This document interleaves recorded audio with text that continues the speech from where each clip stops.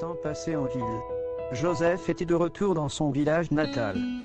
À la plage, il rencontre Frank, son ami d'enfance. Avec qui il bavarde plusieurs heures.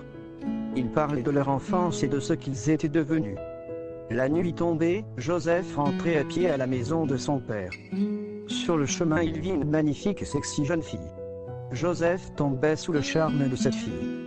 Il lui proposa de l'aider. Sans réfléchir, elle accepte. Joseph l'aida à transporter son seau d'eau jusqu'à chez elle. Une fois chez la fille, il rencontre Karina, son amie d'enfance, qui est aussi la sœur de Sabrina. Jalouse de leur causerie, Sabrina demande à Joseph de la raccompagner à la rivière. Une fois à la rivière, elle se mit à le séduire. Joseph succomba. Alors il se mit à la toucher de partout.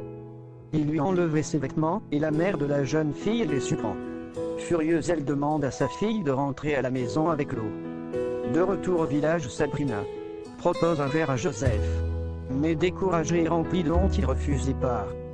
Sur le chemin, Joseph était plongé dans ses pensées. Sans s'en rendre compte, de manière mystique, il se retrouve à nouveau dans la maison des jeunes filles. Karina égorgeait un mouton noir. Attiré par les rondeurs de celle-ci, il propose alors un coup de main. Pendant ce temps, un chien aussi noir les observait. Karina, après avoir rangé le mouton, se jeta sur Joseph qui se laisse faire. Pendant qu'il s'amourachait, le chien aboyait. Encore une fois, la vieille les surprend et en colère chasse Joseph.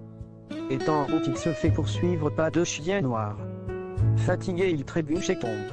Mais de nouveau, la vieille femme vient à son secours. À l'aide d'un foulard blanc, elle maîtrise les deux chiens. Ainsi, sous ses yeux, les chiens se transforment en êtres humains. Ces chiens étaient en réalité Karina et Sabrina. Joseph prit la fuite et ne remet plus jamais les pieds au village.